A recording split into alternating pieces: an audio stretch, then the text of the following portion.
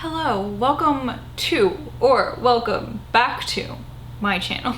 I'm Coral. I'm here today with some of my favorite novellas, which is my favorite thing to read in October because I also like to watch a shitload of movies, which takes up some of my reading time because I have a finite amount of time for me to do whatever the fuck I want, right? So if I'm reading giant chunky books, that cuts into my movie time, which honestly is something I like to prioritize in October. So novellas are perfect. I can read a bunch of them. I can get a lot of spooky stories in, and they're short. I don't have to invest a ton of time into them, and something about the novella is really so special. Horror novellas in particular, I think. I've read some fantasy novellas and they just don't, like, I like fantasy books, but something about fantasy, it's like, I don't know, you don't have to make the stakes high, you know what I mean? But in horror, you have to introduce fucking characters, you have to create a problem, you have to solve a problem, you have to invest time into the story and make the stakes high, and it's so rewarding when you read a novella that is just like jam-packed and perfect and it just fucking works and you're like, how do these magicians do it? I don't know, but I'm here to share with you some of my very favorite ones. First one here is Jack and Jill. This is about Jillian, and she is suffering from these nightmares that are very, very realistic, and they all revolve around this trauma, this shared trauma that she had with her brother Jack, who is now dead. So now Jillian is an adult and she's having these nightmares, and you know, you just get to like explore her past trauma with her. And this has some very great imagery in it. Kealan Burke is really great at that. So if you want to pick up like any of his novellas, you're probably going to be pleased. But this is definitely my favorite of his that I've read so far. This one is very creepy. Then we have True Crime by Samantha Kolesnik. This is such a great cover. It's so interesting, and the contents inside are very brutal. This is about Susie and her brother, and they live with their mother, who is terribly abusive. A lot of like not just physical but also mental anguish, and also her mother like is hurting people outside of their family too. And one day this becomes too much for Susie, and her and her brother leave. But growing up with a mother like that and being put in situations like their mother put them in, they are definitely not like your typical people, and they start murdering people in order to escape you know, the clutches of their mother. And I think what I like most about this is that Kolesnik does such a great job with kind of translating into ink the experiences of being a woman and how people treat you, especially men. And it's uncomfortable, and this one is gruesome. There is a lot of content warnings to dole out for this, so if you're sensitive to stuff like animal stuff that happens to people, things like that, you definitely want to check that out first. But this was so impactful, and I remember just like reading certain passages over and over because it's like, holy fuck, she is just telling it like it fucking is, you know what I mean? Like, she's hitting the nail right on the head.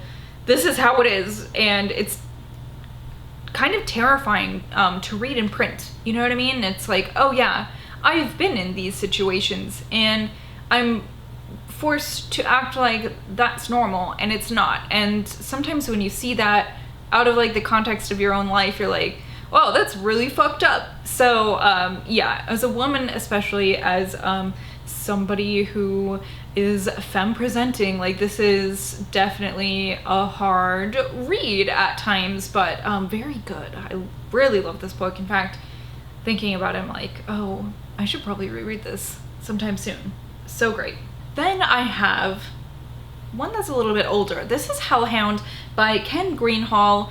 I know other editions of this are called Baxter, and that is the name of the delightful pooch in this story. His name is Baxter. He's a little bull terrier. I love bull terriers so much with their dumb little faces. Oh my god, I love them. So this is about Baxter, and we are in this story, we're like along inside Baxter's head, which is really fun as like a way to switch things up. But Baxter like is kind of purposely evil. Like, he's not just a dog doing dog things, he's like a dog doing evil things. So again, you know, content warnings for things that happen in animals. Baxter's like not a very nice boy sometimes. Nonetheless, this was a really fun read. But like I said, there's animal shit in this, so if that really, really bothers you, I mean, I feel like I'm kind of sensitive to that, but I don't know, something about this didn't make it seem as bad as it is in other books. Maybe because it is from the point of view of a dog, it does feel different than like if a human is hurting an animal type of a thing. But the end is, I remember it being particularly brutal, so check out content warnings, of course. I mean, as we're like all of these, because I'm sure there is some shit in every single book that I read that, you know, could possibly upset other people, so be responsible with that for yourself. But Hellhound, I thought was great. Then, oh my gosh, this was one of my very favorites that I read last year. This is Night of the Mannequins by Stephen Graham Jones. And this follows Sawyer, who plays this prank on his friends where he brings this mannequin that they've been messing around with into a theater to watch a movie with them. But things start to go terribly wrong, and Sawyer believes that the mannequin is maybe doing some bad stuff. This one is really much better. If I don't tell you many details of the plotline, you'll have to read this for yourself, but this was so surprising, and I just also really love Stephen Graham Jones. I love his writing, and it's just so weird and creative. So this was great and fucking weird. So definitely pick this up if you want kind of a book that leaves you questioning lots of things. Then I have two novellas by Laurel Hightower. First one here is Crossroads, which I talked about so much the year I read it. Was that last year or was it the year before? I feel like it might be the year before. Yeah, 2020. Shit, this book is hard-hitting. It makes you feel really fucking bad. Like, it's a book where you're probably gonna have a bad day if you sit down and read this, because it is a book that is so heavily interred with like grief, particularly the grief of a parent losing their child, because in this we follow Chris, whose son died in a car accident, and she is still grieving, and this really goes into like how far a parent would go to see their deceased child again. So again, lots of content warnings. Like, this book is sad. This book is gonna make you feel bad. It's stressy, depressy.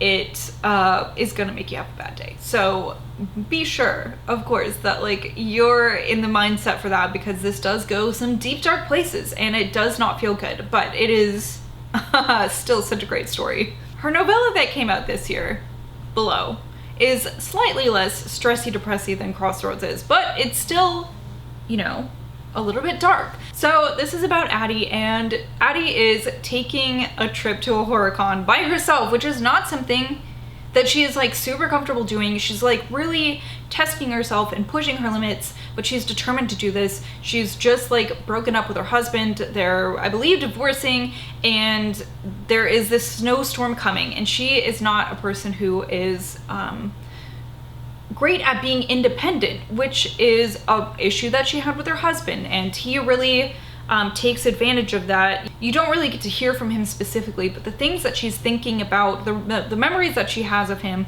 really portray him as somebody who wants her to remain dependent on him. So she's like trying to break out of this cage that he's put her in, and she's going to this horror con to meet her friends, but the weather starts to get a little bit rough on her drive there, and she stops at this rest stop, and there is a kind trucker there who offers to let her follow him through this mountain pass, just so, you know, everything will be okay. But tragically, the trucker himself tips off the side of the road, and then things just go fucking bonkers from there. This is so weird. It's got Mothman. So like, what else could you ask for? This is such a great novella. I really like this, and man, it is perfect for Halloween. The final two here I have are novellas that are short story collections. First one I'd like to talk to you about is The Razorblades in My Head by Donnie Goodman.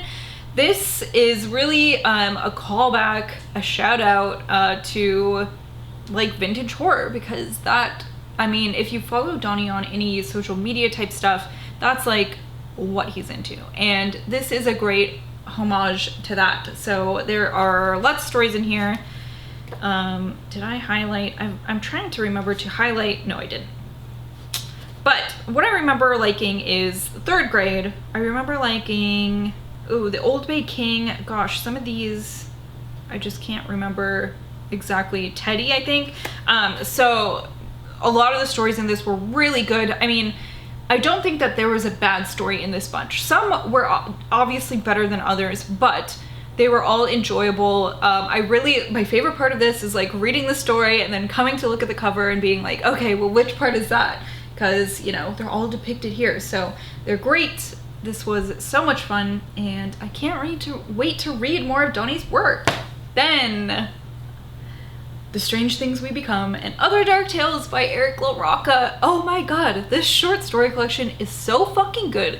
And you guys, I mean, I say this all the time, but like, I don't love short story collections because I feel like if there's not enough good stories in here, even if it's like 50-50, it just feels like a fucking slog, you know? And this, every single one, is so good. And I'm thinking about it, and I'm like, I need to go back and reread these. It's just so good. I just don't even know what even to say about this. It's so good though, and it's short. I mean, it's short, and also the stories are short. So they're so easy, you know, you read one before bedtime every night or like something like that, and it just zips by. It's just so good. It's so good, and I love LaRocca's work so much. He has such a beautiful voice. His writing is just like gory and disturbing and like beautiful all at the same time. I don't know how he does it, but he is definitely great. And I really wanted to put Things Have Gotten Worse Since We Last Spoke on this list, but I talk about that one all the time, and I think other people also talk about that all the time, so I wanted to include this one, which is so good, equally good, short stories and novella length. So this is perfect for when you want to read a novella. All right, everybody, those are some of my most favorite ever novellas. October is novella month for me, so that's why I wanted to talk about those now. I was just thinking about it and I was like, probably I should talk about my favorite novellas, and here they are. And I would love to know if you've read any of these, what you thought about them, if you have any novella recommendations, because I always need more for when October comes, because, you know, if I'm reading them at such a high volume, I will eventually run out of novellas that I own that I haven't read. So let me know if you have recommendations. Let me know if you liked any of these. Thank you all so much for watching. I will talk to you guys later.